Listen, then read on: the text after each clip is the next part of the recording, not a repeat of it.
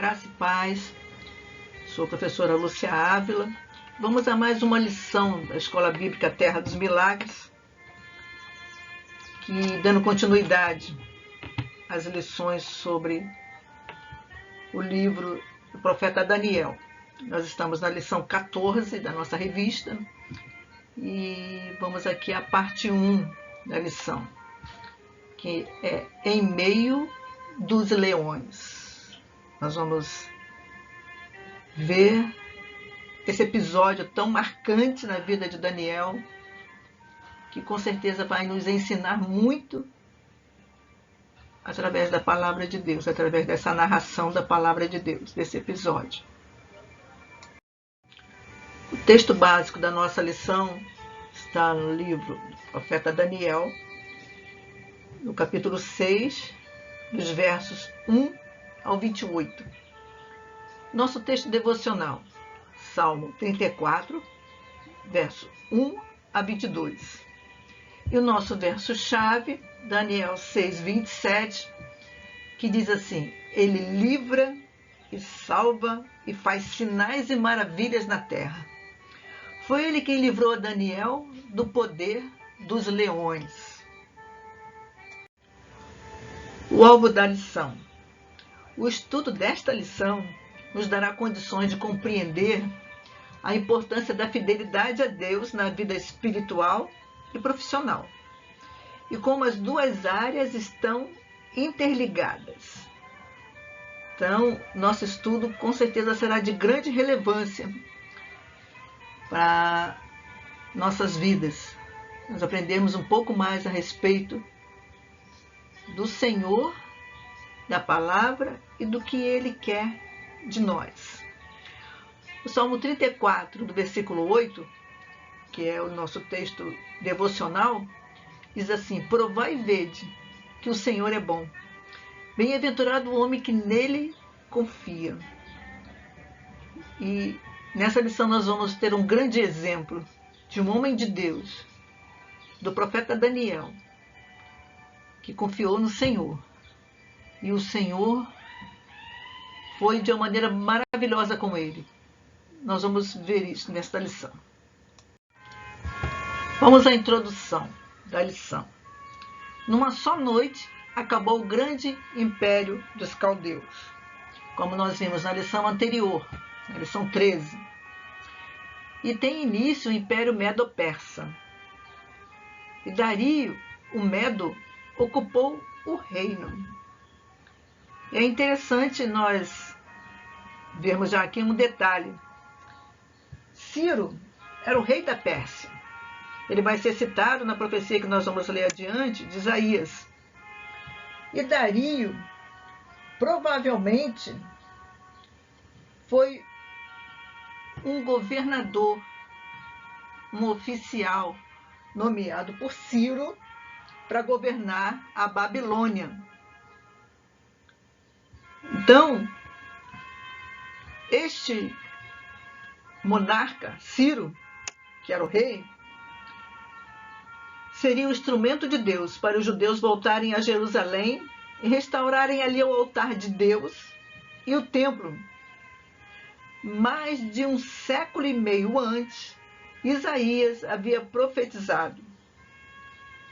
Está lá em Isaías 44, versículo 24 a 28, que diz assim o Senhor: Eu sou o Senhor, que faço todas as coisas, que sozinho estendi os céus, e sozinho espraiei a terra, que confirmo a palavra do meu servo, e cumpro o conselho dos meus mensageiros, que digo de Jerusalém, ela será habitada, e das cidades de Judá, elas serão edificadas. E quanto às suas ruínas, eu as levantarei. Que digo de Ciro, ele é meu pastor, e cumprirá tudo o que me apraz. Que digo também de Jerusalém, será edificada, e do templo será fundado. Então essa profecia se cumpriu sobre as ordens do novo imperador e com as orações de Daniel. Nessa época, Daniel já estava em idade avançada. Ele presenciou o fim do grande império babilônico, e o início de outro, que é o Império Medo-Persa. Como tinha acontecido nos dias de Nabucodonosor, ele se encontrava de novo no centro do governo e muito perto do rei. O novo imperador já não gozava mais do domínio absoluto que Nabucodonosor exercitara. Não era nenhuma cabeça de ouro, como no sonho de Nabucodonosor, que ele era a cabeça de ouro, como Daniel interpretou. O seu reino foi revelado como o peito e os braços de prata, inferior ao reino anterior. Isso se evidencia na lei dos medos e dos persas, que não se pode revogar. Está em Daniel 6, 8, 12, 15. Então, aqui evidencia bem que foi um ajuntamento, digamos assim, de dois povos, os medos e os persas. E eles formaram um império, o Império Medo-Persa. Então, como no sonho, o peito e os braços de prata, dois, né? E mesmo querendo, o rei não podia desfazer o decreto já promulgado. Até ele tinha que respeitá-lo. Por quê? Porque era um decreto feito em nome de dois povos, medos e persas. Então, essa introdução nos traz a realidade, um pouco desse contexto histórico onde aconteceu esse episódio, narrado aqui no capítulo 6. E nós vamos ver um pouco mais de detalhes adiante. O tópico 1 nos fala sobre a atuação do novo rei. Era urgente tratar da administração das terras recém-conquistadas, que se estendiam da Líbia, no ocidente, até a Índia, no oriente. Então, nós temos aqui um mapa da Pérsia, né, o Império de Ciro. Nós vemos aqui no verdinho, onde está no mapa aqui em destaque essa área verde, que era o núcleo primitivo do reino. Mas com as conquistas de Ciro, ele expandiu de uma maneira extraordinária o seu reino. Nós vemos aqui em toda essa área marrom, que foram as conquistas de Ciro. Ele se estendeu, foi de uma ponta a outra, desde o ocidente, na Líbia, até a Índia, no oriente. E nós podemos ver que Jerusalém também está sob o jugo de Ciro, pertinho do mar Mediterrâneo, aqui em azul nós podemos ver Jerusalém ali em destaque. Então era uma área muito vasta, que sem um controle bem organizado, haveria rebeliões e invasões. Os impostos e tributos não chegariam aos cofres reais.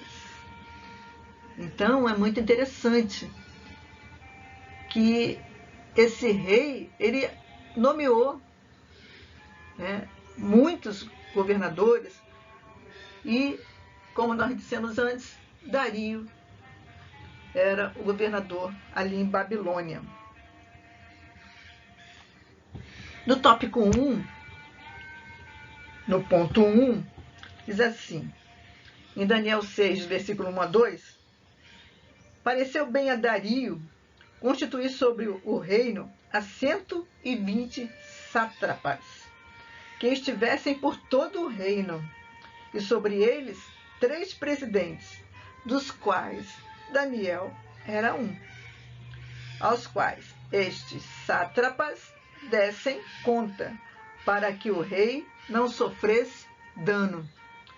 Então, interessante como nós já vimos aí, como ele começou a organizar. Então, ele botou ali 120. Vamos trazer um pouco para a nossa realidade brasileira. Vamos dizer que ele tenha colocado ali 120 governadores. E sobre esses 120 que ficavam nas províncias, ele constituiu 3 presidentes, dos quais Daniel era um dos presidentes, e todos esses sátrapas teriam que prestar contas, digamos assim, né, de todo a sua zona ali de governo, toda a sua área a ser governada, eles teriam que prestar conta a esses 3 presidentes, Daniel e mais 2, para que o reino não sofresse dano. Então ele organizou muito bem, ele tem uma organização administrativa muito boa. Ele levantou homens para governar o seu império. No tópico 2, diz assim: como Daniel se revelava pessoa de grande integridade e eficiência, o rei quis promovê-lo ainda mais. Versículo 3 do capítulo 6 diz assim: o mesmo Daniel se distinguiu destes presidentes e sátrapas, porque nele havia um espírito excelente, e o rei pensava em estabelecê-lo sobre todo o reino. Como Daniel se destacou? Aqui na palavra fala que havia nele um espírito excelente. Que espírito excelente era esse? Era o espírito de Deus. Era o espírito de sabedoria que Deus havia dado a Daniel, para que ele fosse um servo do Senhor, para que ele servisse a Deus no seu trabalho, na sua profissão. Ele era um administrador.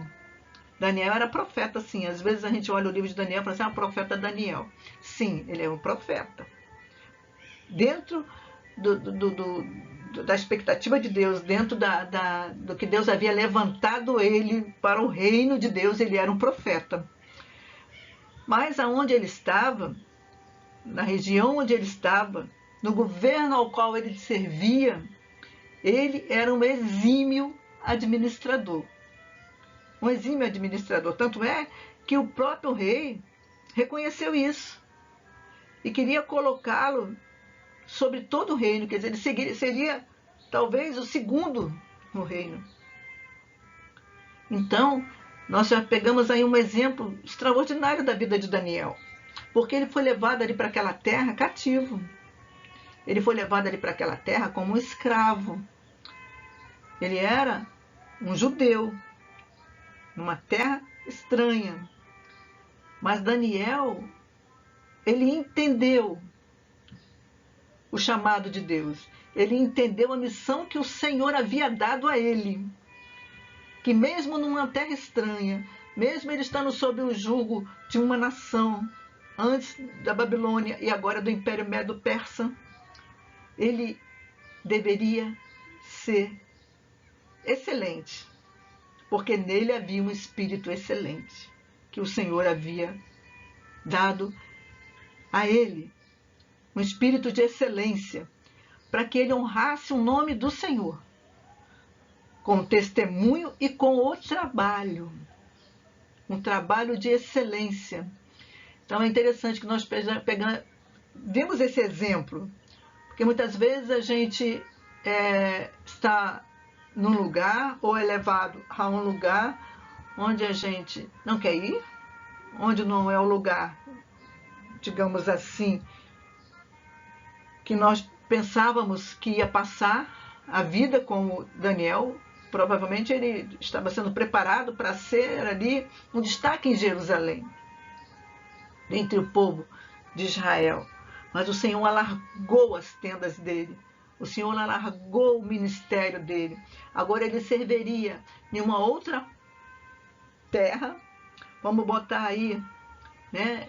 Ele levou ele para um campo de missão transcultural, em outra cultura, em outra nação, e ele teria que servir ao Senhor ali. E Daniel não decepcionou o Senhor. Ele o serviu ali com excelência.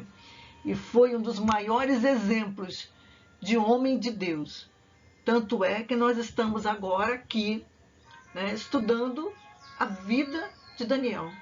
Estudando esse império. Por quê? Porque Daniel teve o seu registro da sua história, o registro da sua missão, o registro do seu trabalho na Bíblia Sagrada, para nos servir de exemplo, para nos servir de inspiração. Louvado seja o nome do Senhor que nos dá essa graça maravilhosa, para que nós também possamos ser servos de excelência do Senhor.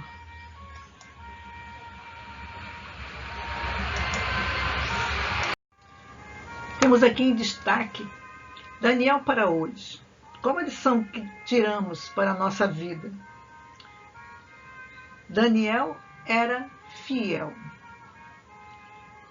Então, quer trabalhe na iniciativa privada ou pública, sou totalmente confiável ao lidar com bens ou recursos alheios, os quais tenho que administrar.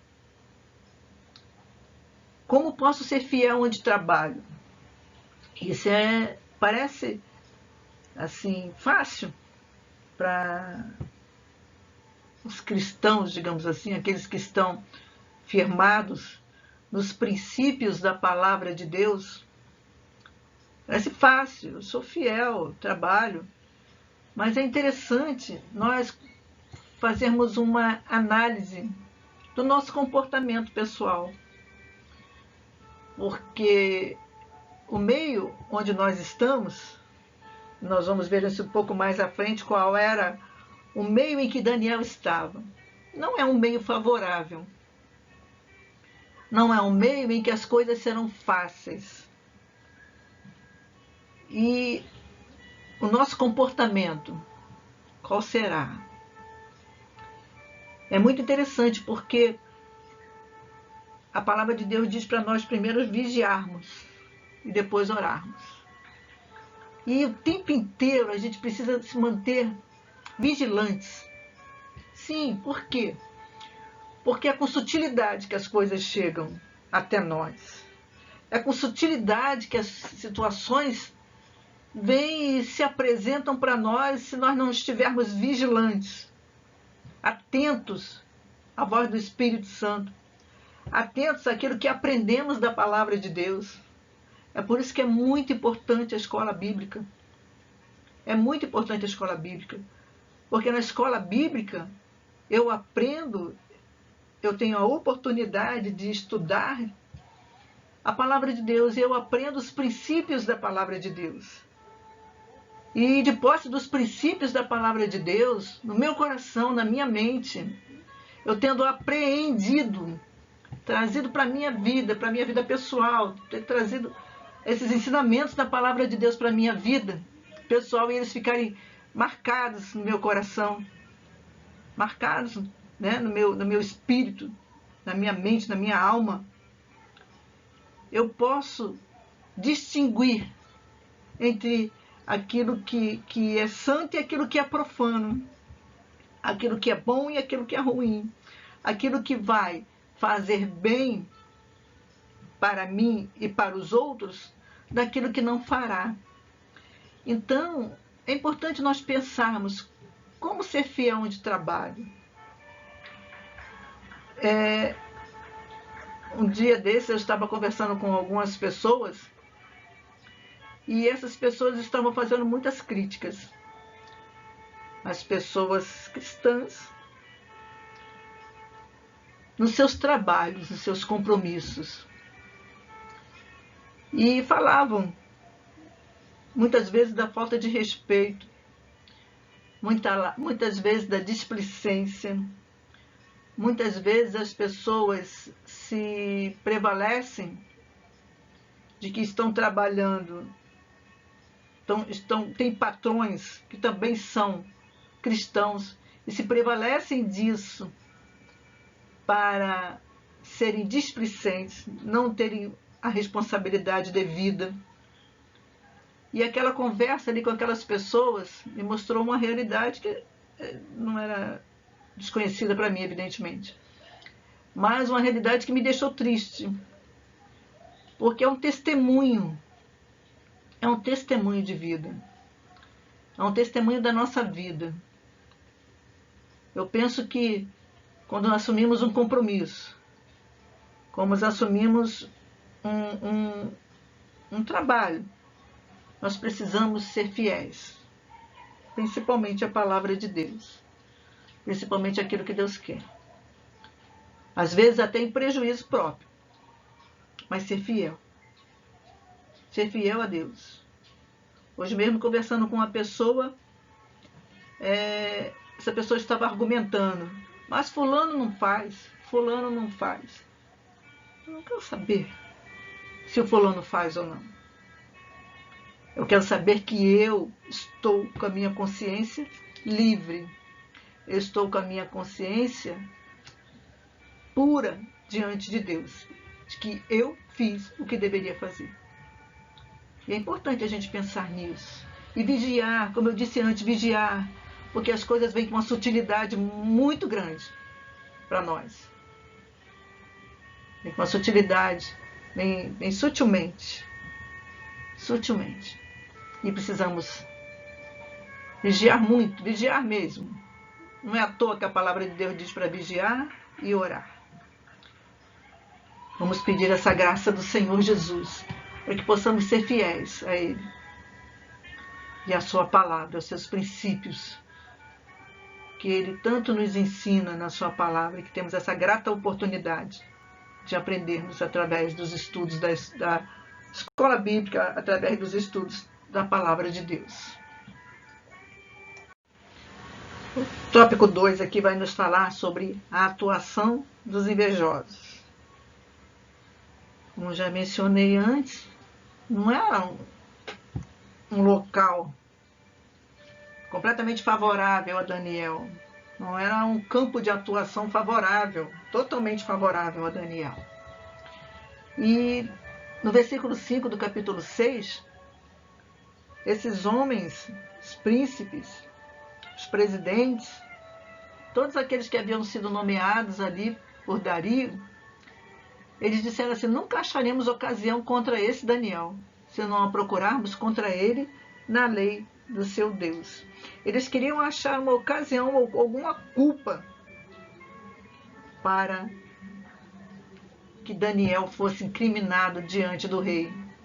Eles queriam achar alguma coisa que fizesse com que o rei não nomeasse Daniel, né? Não elevasse Daniel de cargo.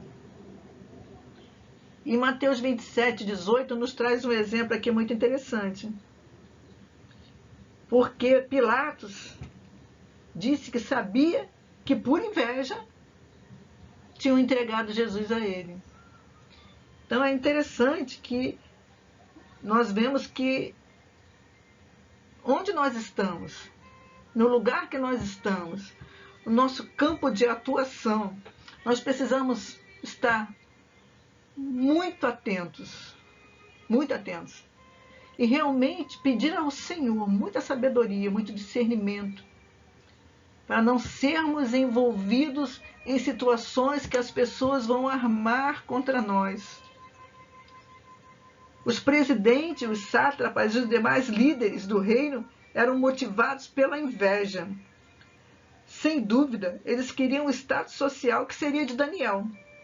E é bem provável que cobiçassem os lucros desonestos que imaginavam que poderia ter se estivessem no lugar dele. Seus métodos e motivos relembram exatamente as atitudes do que queriam eliminar Jesus.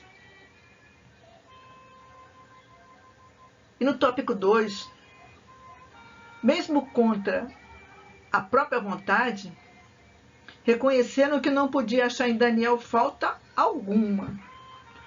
Porque eles falam, porque ele era fiel, e não se achava nele nenhum erro, nem culpa. Eles reconhecem, é evidente que essas pessoas reconhecem, né? A dignidade, a honestidade, o trabalho feito com excelência. Por isso elas têm inveja. Então, aqueles que tinham inveja de Daniel manipularam o rei com muita astúcia. E aqui também eu quero abrir um parênteses para aqueles que estão na liderança, seja lá onde forem, seja como aqui, que era, né, no meio administrativo, político, quanto em outros setores, para não se deixar manipular pelos invejosos. aqueles que estão na liderança, aqueles que estão num lugar, num cargo, em que há pessoas sob a sua liderança. É preciso ter muita sabedoria, discernimento mesmo do Senhor, para saber quem é que está tendo inveja de outro para querer derrubá-lo. Não se deixar manipular, como este rei se deixou manipular pela astúcia dos invejosos. Daniel, no capítulo 6, versículo 6 a 7, nós vamos ver que eles foram pedir uma audiência, enfatizando que todos estavam unidos no conselho que davam ao rei. Olha, eles foram lá como conselheiros do rei. Que coisa interessante. Diz assim: estes presidentes e sátrapas foram junto ao rei e lhe disseram: ó rei Dario, vive eternamente. Todos os presidentes do reino, os prefeitos e os sátrapas, conselheiros e governadores, concordaram em que o rei estabeleça um decreto e faça firme o interdito que todo homem que por espaço de 30 dias fizer petição a qualquer deus ou a qualquer homem, e não a ti, ó rei, seja lançado na cova dos leões. Então você veja bem, esses homens eles foram com muita astúcia diante do rei. E eles mexeram com algo que é o orgulho, que é a pessoa, eles só devem pedir a ti, ó rei, aos teus deuses. Então eles queriam engrandecer, eles foram para lá com uma astúcia de engrandecer o rei, de fazer com que o rei tivesse orgulho da sua posição, orgulho dos seus deuses. E era uma astúcia, eles queriam pegar o rei e pegaram no seu orgulho. Por quê? O rei queria, acima de tudo, confirmar, estabelecer o novo reino. É possível que ele pensasse que a religião podia ser um instrumento válido para unir um conglomerado de raças e culturas tão diferentes entre si, que era o seu vasto reino. Usaria a mesma estratégia de Nabucodonosor tantos anos antes. Assinou a nova lei. Daniel não desistiu de orar a seu Deus e, portanto, foi lançado na cova dos leões. Não havia fornalha de fogo na corte persa para dar fim aos condenados, como foi com Nabucodonosor, porque já seguiam uma outra religião, de Zoroastro, onde o fogo é sagrado e nunca poderia ser usado dessa maneira para matar as pessoas. Mas eles tinham uma outra técnica, que era a cova dos leões. Então, o rei assinou o decreto. Ele queria fortalecer o reino. Foram todos os governadores, foram todos os príncipes falar com ele. E agora? O que ele faria? Então, é muito interessante. Nós estamos atentos à atuação dos invejosos. Principalmente, volto a dizer, aqueles que estão em posição de liderança. Aqueles que lideram grupos, pequenos ou grandes. Precisam estar atentos. E não se deixar enganar com a astúcia dos invejosos. Vamos aqui para hoje de lição. Como você lida com os invejosos? É a pergunta. Infelizmente, os fiéis agradam a Deus, mas desagradam os invejosos. A experiência de Daniel nos ensina que a fidelidade a Deus recebe a proteção de Deus. E em Mateus 10,16 nós temos um conselho de Jesus. Seja prudente como a serpente e simples como a pomba. Então, a prudência. A prudência é uma boa arma para lidarmos com os invejosos. Que o Senhor nos ajude. Tópico 3 agora nos fala sobre a atuação de Daniel. Qual foi o posicionamento de Daniel frente aos invejosos? Frente ao decreto do rei? Daniel teve sucesso? Mas qual o segredo do sucesso de Daniel? Em primeiro lugar, Daniel trabalhava no seu alto cargo como tinha trabalhado na sua juventude. Agora ele era um senhor já de idade mais avançada, mas ele não perdeu a sua corrente de pensamento, ele não perdeu, ele continuava exímio profissional, de total integridade. E o rei observava isso, observava essas qualidades e queria aproveitá-las ainda mais. Foi o que gerou a inveja dos outros governadores. E ele mantinha como antes a sua comunhão com Deus e a sua fidelidade a ele. Daniel, ele não começou só a orar na hora da crise, não. Mas quando soube, está registrado no verso 10 do capítulo 6, que a escritura estava assinada, entrou à sua casa e em cima, no seu quarto, onde havia janelas abertas para o lado de Jerusalém, 3 vezes por dia se punha de joelhos e orava e dava graças diante do seu Deus, como costumava fazer. Veja bem, então ele não começou a orar na hora da crise, ele já costumava fazer isso, era uma rotina dele, era um estilo de vida que Daniel tinha de oração. Aplicava à vida espiritual a mesma boa administração e fidelidade que usava em todas as demais áreas da sua vida. Então, veja bem, Daniel não fatiava a sua vida, digamos assim, diante de Deus, porque algumas pessoas acham que quando tem uma instrução para que mantenha a integridade, para que mantenha a sua excelência na vida profissional ou em outros relacionamentos que não sejam um relacionamento dito espiritual, digamos assim, lá na igreja, no culto, digamos assim, essa pessoa às vezes dá uma desculpa que nós queremos espiritualizar tudo. E para mim, isso é uma desculpa que a pessoa está dando de querer fazer o que quiser nas outras áreas da sua vida.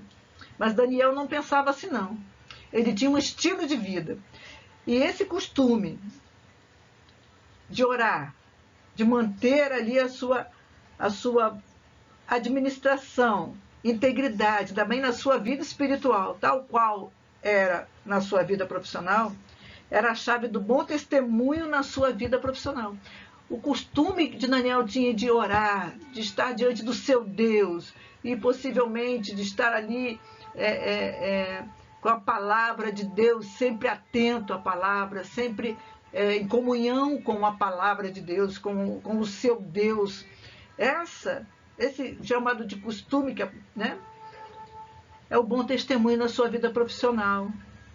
Qual foi a brecha, digamos assim, que esses invejosos viram na vida de Daniel para atacá-lo?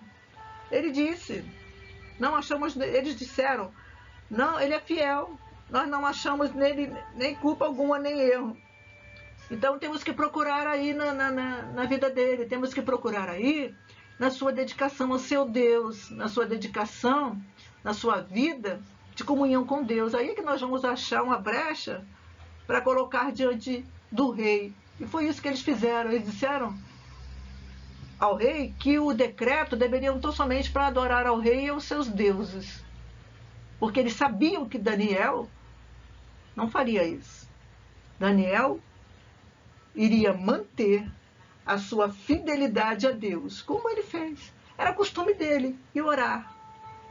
Era costume dele 3 vezes por dia, subir até a sua casa, seus aposentos, e de joelhos, orar e dar graças diante do Senhor.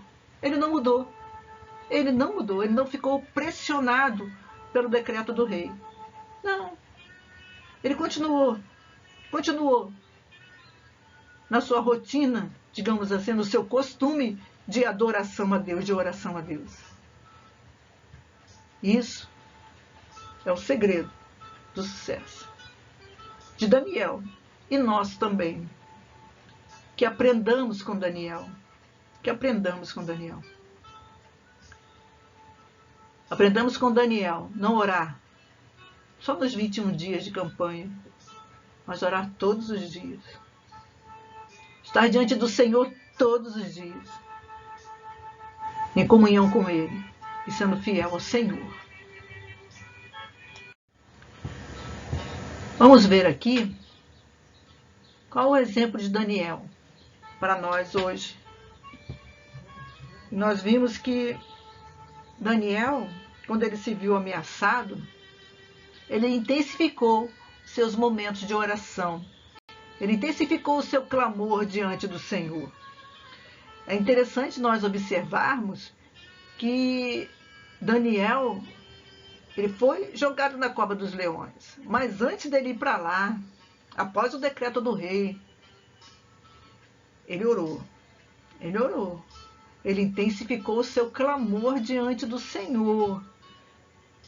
Ele não vivia de qualquer maneira, de qualquer jeito, esperando tão somente o livramento do Senhor. Não, não. Ele continuou adorando ao Senhor, ele continuou orando ao Senhor. E ele continuou confiando que o Senhor, nesses momentos de ameaça, nesse momento de crise, seria o seu socorro. Como resiste o Salmo 121, que o salmista diz: o meu socorro vem do Senhor, que fez o céu e a terra. Então, quando a lei do país entrou em conflito com a lei de seu Deus, ele escolheu obedecer antes a Deus do que aos homens. Em Atos 5:29, nós também vemos isso, com os apóstolos, discípulos do Senhor, também agindo dessa maneira. Importa obedecer a Deus do que aos homens. Porque Daniel sabia das consequências dos seus atos. Os homens estavam observando, aqueles homens invejosos que estavam armando ali toda essa situação contra a vida de Daniel, eles estavam observando. E Daniel sabia que essa situação terminaria com a punição que o rei daria a ele. Mas ele intensificou as suas orações, intensificou o seu clamor, continuou confiando no seu Deus e continuou sendo fiel. Então isso é uma lição maravilhosa para nós, é um exemplo tremendo para nossas vidas. Porque não é fácil resistir no dia mal. Não é fácil quando as coisas dão errado e nós queremos, às vezes, fugir, correr, achando que vamos achar o socorro em algum outro lugar que não em Deus. Mas é importante nós estarmos certos que o nosso socorro vem do Senhor, que fez o céu e a terra. Então nós vamos terminar aqui a nossa primeira parte dessa lição, mas continuamos na segunda parte, onde nós vamos ver a atuação de Deus. O que o Senhor fez? O que Deus fez? Deus respondeu a Daniel? Deus livrou a Daniel? Vamos continuar com a segunda parte dessa lição e nós vamos ver o livramento que o Senhor deu a Daniel. Maravilhoso, maravilhoso. Até já então.